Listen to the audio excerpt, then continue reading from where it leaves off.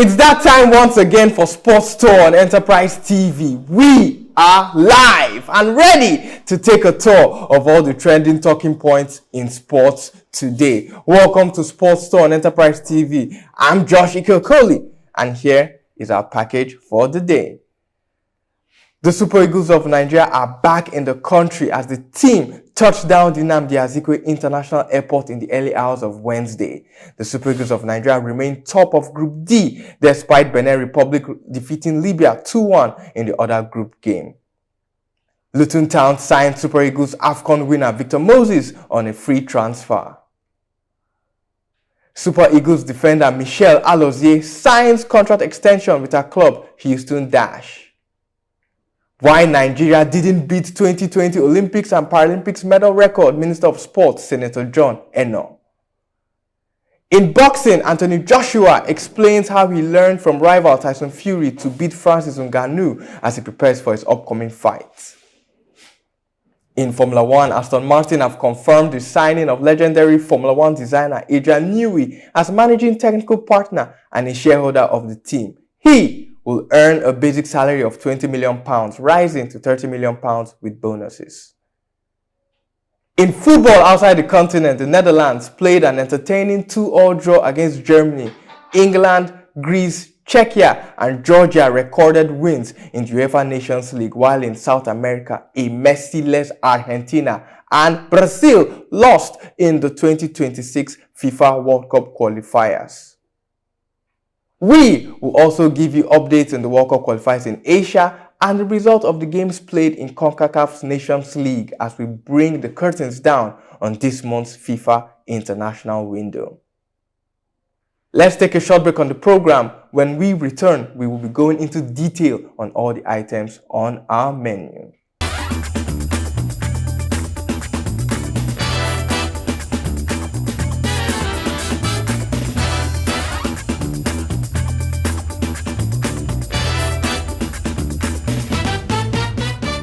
Welcome back to Sports on Enterprise TV. Let's start off with the fact that Super Eagles of Nigeria have arrived the country after Tuesday's goalless draw against Rwanda in Kigali. The Super Eagles of Nigeria are back in the country as the team touched down Nnamdi Azikiwe International Airport, Abuja, in the early hours of Wednesday. The Eagles were impressive and even had a goal ruled out for offside in a goalless encounter with host Rwanda in match day 2 of the AFCON 2025 qualifiers. The Super Eagles of Nigeria also remain top of Group D, despite Benin Republic defeating Libya 2-1 in the other group game. Benin Republic came from a goal down to beat Libya 2-1 in match day 2 of the 2025 African Nations Cup qualifier. Junior Olaitan was the hero as a strike earned Benin Republic a 2-1 comeback win against Libya in Abidjan on Tuesday. Benin had begun the AFCON 2025 qualifiers with a 3-0 loss to Nigeria Super Eagles on Saturday in Uyo, but this time around, Faisal Al-Badri gave Libya the lead in the 90 minutes, which they took into the break. But 5 minutes into the second half, Benin Republic equalized thanks to Captain Steve Mooney's goal. In the 62nd minute, Benin Republic now went ahead after Junior Olaitan converted from the penalty spot.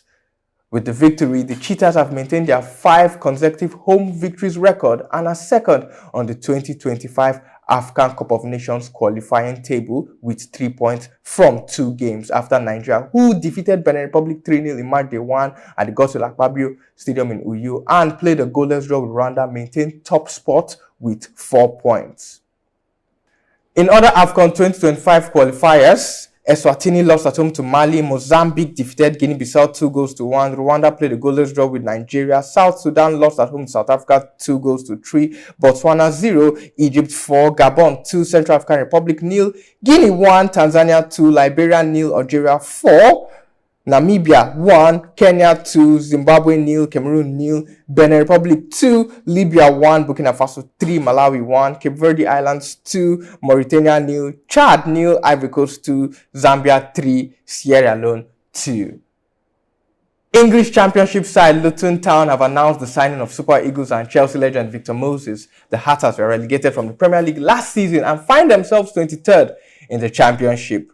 Moses was a free agent after leaving Russian side Spartak Moskva, who he joined in 2021, after a successful loan spell from Chelsea in the 2020-2021 season. The 33-year-old has had spells with Wigan Athletic, Liverpool, Stoke City, West Ham and Inter Milan after progressing through Crystal Palace's first team. Moses has won the Premier League, 2 Europa League titles during his career at Chelsea, and also lifted the African Cup of Nations trophy with Nigeria under Stephen Keshi in 2013. Super Falcons defender Michelle Alozie has signed a contract extension with her club Houston Dash in the NWSL. Nigeria Super Falcons defender Michelle Alozie has signed a new contract extension with Houston Dash. Alozie, who joined the Dash in 2021 and has become an integral part of the team, has extended her contract at the club for a further 2 years that will commence on January 1st, 2025. The new 2-year contract includes a mutual option for the 2027 NWSL regular season. The versatile player, who has played as a midfielder, a defender and a forward for the Texan club, has appeared in 54 games for the Dash across all competitions since joining 3 years ago. Houston Dash currently sit rock bottom of the 14-team American Women's Soccer First Division, having gotten a meager 14 points, 3 wins, 5 draws and 11 losses in 19 league games. The Dash are 6 places adrift 8th position and are most likely not going to qualify for the NWSL postseason playoffs. Why Nigeria didn't beat 2020 Olympics and Paralympics medal record? The Minister of Sports Development, Senator John Eno, has said that Team Nigeria was able to win 2 medals at the 2020 Olympics because the then Sports Minister, Sunday Dare, had 2 years to prepare the athletes. Eno lamented that he has just spent a year in office, which according to him is not enough to get the athletes ready for a podium finish at the Olympics. He said that the Olympics, although it has come and gone very sadly, I was looking at the past Olympics and I was quick to also find out that the minister that I took over from had the luxury of spending 2 years before participating in the Olympics, while I spent just 1 year before the event. That luxury came because of COVID-19, and from 2020, the Olympic Games was moved to 2021. Team Nigeria failed to win any medal at the 2024 Olympics in France, while Nigeria won 2 medals, silver and bronze, at Tokyo 2020. Nigeria competed at Tokyo 2020, which was originally scheduled to take place from 24 July to 9 August 2020. The games were later postponed to 23 July to 8 August 2021 because of the COVID-19 pandemic.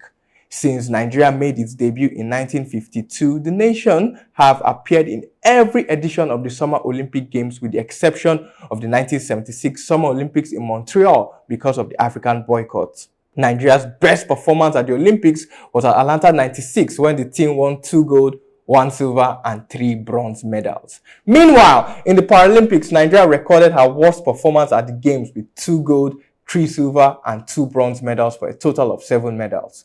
Although Team Nigeria won more medals at Paris 2024 Paralympic Games than at Barcelona 1992 Paralympics, this is still our worst performance because Nigeria won 3 golds in 1992 compared to the 2 won this year. And for those who do not know, a gold medal is ranked higher than a silver medal. So if you win 50 medals but do not win any single gold, that person with just 1 gold medal will be ranked higher than you. So at Barcelona 92, Nigeria won just 3 gold medals, did not win any silver, did not win any bronze. Meanwhile, in Paris 2024, we won just 2 gold medals, albeit winning more medals than we did at Barcelona 1992. So this Paralympic Games was our worst performance in our history. Nigeria's best performance at Paralympics was at Sydney 2000 when the team won 7 gold, 1 silver and 5 bronze medals.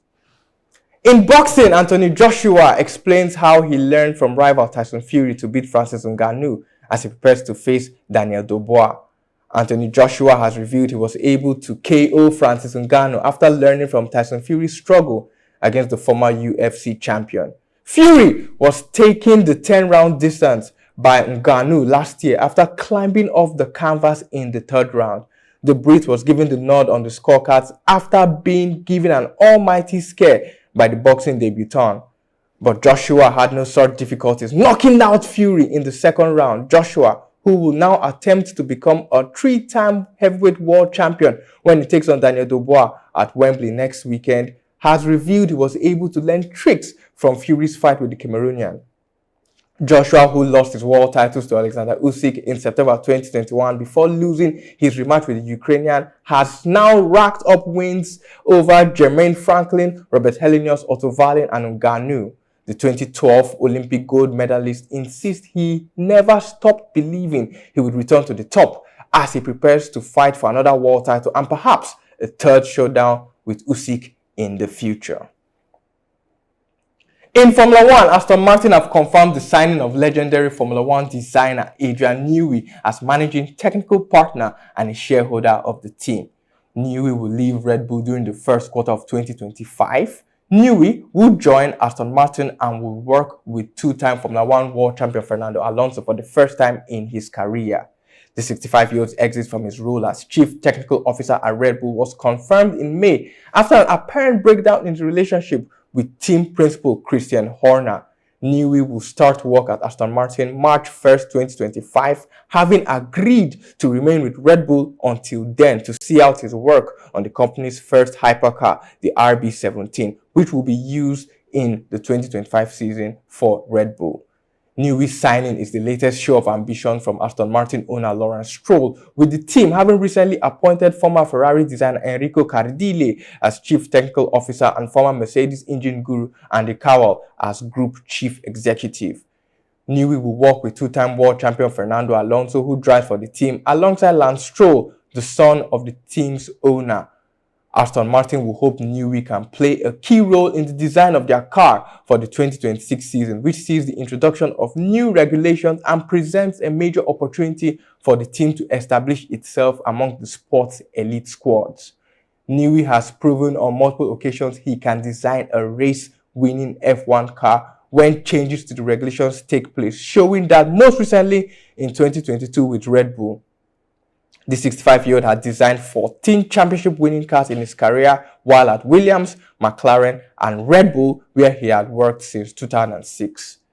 He will earn a basic salary of £20 million, rising to £30 million with bonuses and more based on Aston Martin's performance in next season's Constructors' Championships. Here is Adrian Newi's championship-winning F1 cars. In 1992, while at Williams, he won the Drivers' and Constructors' Championship while creating the car for Williams. 1993, he repeated again at Williams. 1994, Williams only won the Constructors' Championships, losing the Drivers' Championships to Michael Schumacher, who was at Benetton. In 1996, Williams won the Drivers' and Constructors' Championships as well. In 1997, Williams repeated as Drivers' and Constructors' Championships. In 1998, he moved over to McLaren and won the Drivers' and Constructors' Championship, a feat he repeated in McLaren in 1999. In 2010, when he had moved to Red Bull in 2006, he won the Drivers' and Constructors' Championship, a feat he will repeat in 2011, 2012, and 2012 when he led Red Bull, Sebastian Vettel, and Mark Webber. Vettel won the Drivers' Championship. Mark Webber was his second teammate when they won the Drivers' and Constructors' Championships for 4 years in a row. In 2021, Red Bull won the Drivers' Championship, the first for Max Verstappen, while in 2022 and 2023, Red Bull once again won the Drivers' and Constructors' Championships in Formula 1. Let's take a short break. We'll be right back for more on Sports Store right here on Enterprise TV.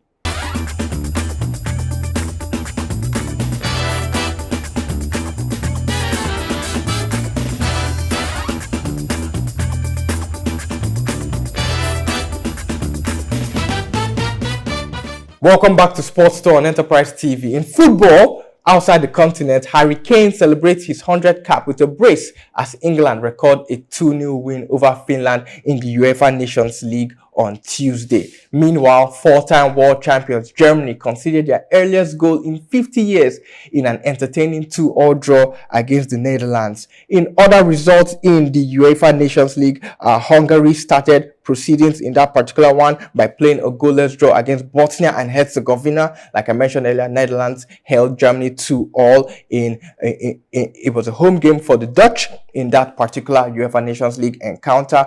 Czechia defeated Ukraine 3-2. Albania lost to Georgia by a goal to nil at home. England 2, Finland 0, Republic of Ireland 0, Greece 2, Latvia 1, Faroe Island 0, North Macedonia 2, Armenia 0, and Andorra lost at home to Malta by 1 goal to nil. In the World Cup qualifiers in South America, a merciless Argentina and Brazil lost to Colombia and Paraguay. 2-1, Colombia defeated Argentina and Paraguay defeated Brazil by a goal to nil. This was a rematch of the Copa America final that was held earlier this year, where Argentina won the Copa America title for a record-extending 16th time, but it was the second consecutive Copa America victory for Argentina. They had Messi then. This time around, they didn't have Messi, and they lost 2-1 in match day 8 of the CONMEBOL qualifiers. Other results in the CONMEBOL qualifiers saw Ecuador defeat Peru by a goal to nil. Chile, the surprise pick of the bunch, lost at home 2-1 to Bolivia, and Venezuela held Uruguay to a goalless draw. Also in Asia and in North America, in the Asian Football Confederation World Cup qualifiers, a couple of games were played in the conclusion of September's FIFA international window. North Korea were held by defending Asian champions Qatar 2-2. Australia once again failed to record their first win in the third round of the AFC World Cup qualifiers. They played a goalless draw against Indonesia. China lost at home to Saudi Arabia. Oman lost at home to South Korea 3-1. Kyrgyzstan lost at home to Uzbekistan 3-2. Palestine 1, Jordan 3, Bahrain 0, Japan 5. That's 12 goals in 2 games for the Samurai Blue. United Arab Emirates lost at home to Iran. Kuwait played a goalless draw with Iraq to wrap up match day 2 of the AFC World Cup qualifiers.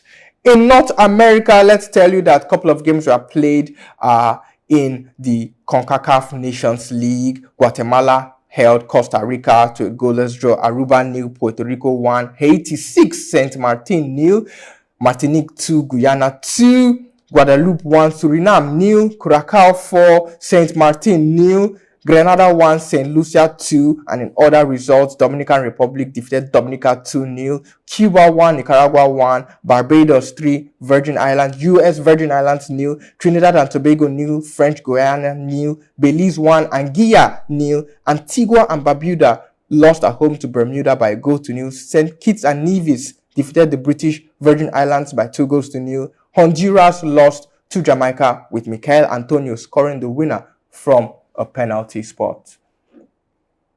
That's how much we can take on Sports Store on Enterprise TV. You can also follow us on all our social media platforms. We are at Enterprise TV 7. That's ENTERPRISE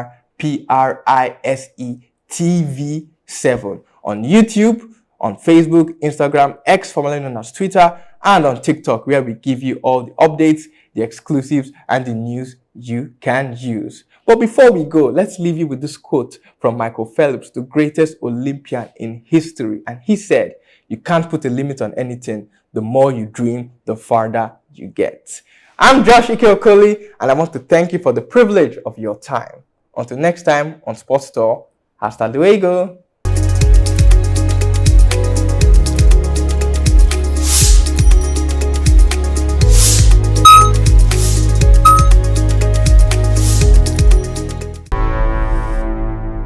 Enterprise TV, a tradition of truth.